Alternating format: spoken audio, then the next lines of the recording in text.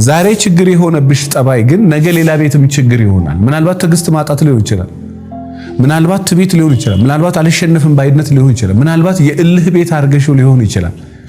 እዚህ ቤት ኃይለኝነትሽ ችግር ከፈጠረ አልፈልግም ብዬሽ የሆነ ሌላ ቤት ብትሄጂና ሌላ ሰው ብታፈቅሪ እዚህ ቤት ችግር የሆነው እዛ ቤትም ችግር ይሆናል። በጣም የሚጠጣ በጣም ነገረኛ በጣም ድብቅ በጣም ከቤተሰቡ ጋር ክሎዝ የሆነ ከቤተሰቧ ጋር ክሎዝ የሆነች ቤተሰቧን ትዳሯ ላይ ጣልቃ የምታስገባ ቤተሰቡን ትዳሩ ላይ ጣልቃ የሚያስገባ ሰው ይህን ችግር የማያስተካክለው ከሆነ ድንገት የሆነ ሰው ወዶ ወደ ሌላ ቦታ በሄድ እንኳን እዛ ቤትም መልኩን ይቀይራል እንጂ እዚህ ቤት ችግር የሆነበት ነገር እዛ ቤት ችግር ይሆንበታል። ስለዚህ ሴቶች ከሆናችሁ ወንዶች ከሆናችሁ የሆነ ነገር ለመፍታት ለማበላሸት አትቸኩ። ሴት ከሆንሽ ለመፍታት አትቸኩይ። ወንድ ከሆንክ ደግሞ መፍታት እዚህ ምድር ላይ በጣም ቀላሉም ነገር ነው፣ በጣም ከባዱም ነገር።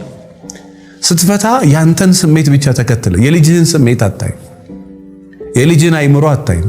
አባት የፈለገ ክፉ በጣም ይሄ በነገራችን ላይ ጤናችሁ ላይ ችግር እስከሚያመጣ ድረስ አይምሯችሁን እስከሚነካ ድረስ በጣም ከባድ ደረጃ ከደረሳችሁ ያኔ ምንም ማለት አይደለም። ለምን? ከናንተ ቁጥጥር ውጪ ስለሆነ፣ ከናንተ ቁጥጥር በላይ ስለሆነ።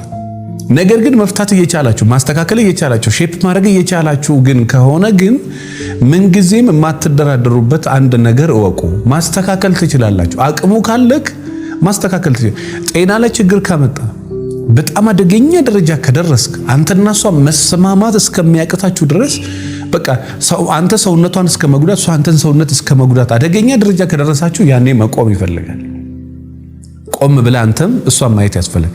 ነገር ግን ኖርማል አለመግባባቶች ከሆኑ በጣም መጣላት ምናምን ንትርክ ነገር ንቀት ምናምን ከአይምሮ በላይ ሆነ ኖርማል ያሉ ቤትን ቦታ ያሉ ነገሮች ከሆኑ ግን እሱን መፍታት ነው መፍትሄ፣ ትዳሩ መፍታት አይደለም። ስለዚህ ቁጭ በልና ያችን ችግር ፍታ።